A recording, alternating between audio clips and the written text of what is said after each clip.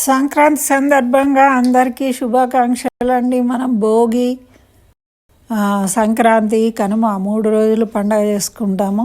అయితే ఈ సందర్భంగా ఇంకొక విశేషం ఏమిటి అంటే మనము పతంగులను ఎగరేస్తూ ఉంటారు పిల్లలు. ఎక్కువ మటుకు అసలు ఈ నెల అంతా ఎగరేస్తూ ఉండాలి. కాకపోతే మనము ఖచ్చితంగా ఆ రోజైతే సంక్రాంతి రోజు ప్రతి ఒక్కళ్ళ ఇంటి మీద ఈ పిల్లలు పెద్దలు అందరూ కూడా ఈ పతంగులు ఎగరేయడం అనేది ప్రపంచవ్యాప్తంగా కూడా ఈ కైట్స్ ఫెస్టివల్ అని జరుపుతూ ఉంటారు. వాళ్ళు ఎందుకు జరుపుతారో మనకు తెలియదు, అది మనకు అవసరం లేదు. కానీ మనం చేసే ప్రతి పనికి కూడా మనది చూసే వాళ్ళు చేస్తూ ఉండొచ్చు బహుశా, ఎందుకంటే మనది పురాతనమైనది కాబట్టి. అయితే ఈ పతంగి అనేది అసలు ఎందుకు ఎగరేయడం, దీని ఉద్దేశం ఏంటి అనేది మనము అంతరార్థం ఏంటి అనేది తెలుసుకుందాం. అయితే ఈ పతంగి అనేది ఏంటి అంటే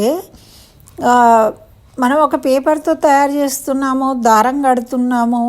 ఆ రోజుల్లో అయితే ఎవరికి వాళ్ళు పేపర్తో తయారు చేసుకునేవాళ్ళు, చక్కగా దానికి దారం కూడా తయారు చేసుకునేవాళ్ళు.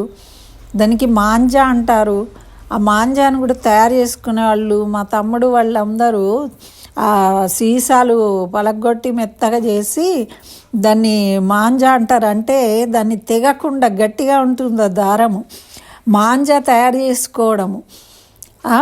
అటువంటిది మళ్ళీ దాన్ని కట్టి పేంచ్ అంటారు. పేంచ్ అంటే ఇంకో పతంగిని కట్ చేయడం అన్నమాట. పేంచ్ చేస్తారంటే దాని మీదకి పోయి దాన్ని కట్ చేస్తుంది అన్నమాట.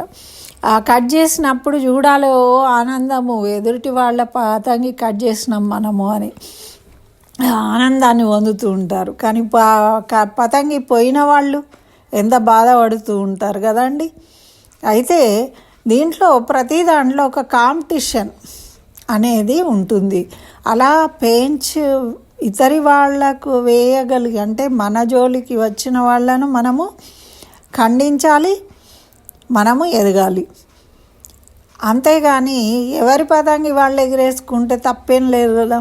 ఎవరు ఎదుగుదల వాళ్ళే చూసుకోవాలి అనేది కూడా ఒక విషయం అన్నమాట. ఇందులో నువ్వు ఎంత ఎత్తు కన్నా ఎదుగు, నీది నువ్వు ఉన్నత స్థానానికి ఎదగడము, ఎవరికి ఇబ్బంది కలగకుండా, అది మన ధర్మం, అది చెప్తుందన్నమాట. అయితే ఆ ఇతరులను మనం కేవలము ఇతరుల పతంగులు కట్ చేయడమే ప్రయోజనంగా చేయడం అనేది తప్పు అనేది కూడా మనకు సూచిస్తుంది. అంటే మన జీవితంలో అందరినీ ఎదగనివ్వాలి, ఎవరిని కూడా వాళ్ళ ఎదుగుదలను ఆపేసి వాళ్ళని డామినేట్ చేసి మనము వాళ్ళని తొక్కి పడేసి మనము ఎదగాలి అనుకోవడము తప్పు అని మనకు అంతరార్థంగా ఒక సందేశం ఉంది ఇక్కడ. అదేవిధంగా ఒక తండ్రి ఉంటే చిన్న పిల్లవాడికి తండ్రి పతంగి ఎలా ఎగిరేయాలో నేర్పిస్తాడు. ఇలా ఇలా లాగుతూ ఉంటాడు. మనము ఆ దారాన్ని చేతిలో పట్టుకుని ఉండాలి, పతంగి పైకి వెళ్ళాలి. అంటే తండ్రి ఆజ్ఞలో కొడుకు ఉండాలి. నువ్వు ఎంత ఎత్తు ఎదిగినా కూడా మన పెద్దలతో బంధాన్ని కలిగి ఉండాలనే ఒక సందేశం ఉంది అందులో. మన ఇంటితో, మన కుటుంబంతో, మనకున్న వాటి అందరితోని మనం బంధాలను కలిగి ఉండాలి. మనం ఎంత ఎత్తుకెదిగినా కూడా ఢిల్లీకి రాజైనా తల్లికి కొడుకుగా ఉండాలి. మన నరేంద్ర మోదీ గారిని చూసి నేర్చుకోవాలి. వారు ఎప్పుడు తల్లి స్థాయి, తల్లి అదే విధంగా ఉంది. ఆమె ఏమి లగ్జరీని కోరుకోలే కొడుకు ప్రధానమంత్రి అయిండు అని. అదేవిధంగా వారు కూడా ఒక సామాన్యమైన చిన్న పిల్లాడిలాగా తల్లి దగ్గరికి పోతే కాళ్ళ దగ్గర కూర్చొని నమస్కరించడం చూసాం మనం. అయితే అటువంటి బాధ్యత తండ్రికి ఉంది. కొడుకు ఎవరితోని గొడవలు పెట్టుకోకుండా ఉన్నతంగా ఎదగడానికి సహకరించే బాధ్యత తండ్రిది. దాన్ని స్వీకరించి తనకు తాను ఉత్తమంగా ఎదగాల్సిన అవసరము యువతలకు ఉంది. మరి ఆ యువత అది నేర్చుకోవాలి. వాళ్ళు ఎంత ఎత్తు ఎదుగుతూ ఉంటే అంత ఎత్తు ఎదుగుతూ ఉన్నాడు అని చూసి తల్లిదండ్రులు అందరూ సంతోషిస్తారు. కానీ మనము ఎప్పుడైతే మనము కుటుంబంతోని బంధాన్ని తెంచుకుంటామో, ఆ దారం తెగిపోతుందో, అప్పుడు ప్రపంచంలో మనము ఎటు అనాథలమైపోతాం. ఆ విషయం తెలుసుకోవాలి. కుటుంబంతో నువ్వెంత ఎత్తు ఎదిగినా, ఎంత డబ్బు సంపాదించినా, ఎంత పేరు తెచ్చుకున్నా కూడా నీ కుటుంబంతో ఉన్నప్పుడే నీకు ఆనందము జీవితంలో అనేది మనం గుర్తుపెట్టుకోవాలి అనేదే దీని యొక్క అంతరార్థం. దాన్ని ఎప్పుడు నేల విడిచి సాము చేయకూడదు. మనం ఎప్పుడు డౌన్ టు ఎర్త్ అంటుంటారు కదా, ఆ విధంగా ఉండాలి. మన ఉనికి ఎక్కడుంది భూమి మీద, అది గుర్తుపెట్టుకోవాలి. ఆకాశం అంతా నీ పేరు ప్రఖ్యాతులు